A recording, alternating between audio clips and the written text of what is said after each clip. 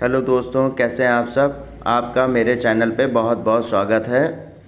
दोस्तों, मैं आज आपसे सूखी खांसी के लिए जब छाती में बलगम जमा हो जाता है उसके लिए मैं आज बात करूंगा। वेंटोरेंस कफ सिरप जो कि एल्केम कंपनी बनाती है, ये काफ़ी असरदार है सूखे बलगम को निकालने में। 60 ml की ये सिरप 60 रुपये के करीब मार्केट में अवेलेबल है। दोस्तों, कोविड की वजह से छाती में बलगम जम जाता है और उसको निकालने में काफ़ी दिक्कत होती है।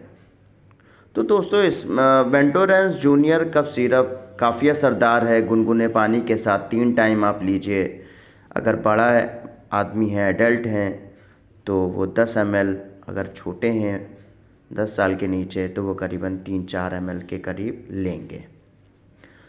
दोस्तों, इसमें डेक्सामेथासोन, CPM ये आदि फार्मूले पाए जाते हैं जो कि बलगम को निकालने में काफ़ी असरदार होते हैं।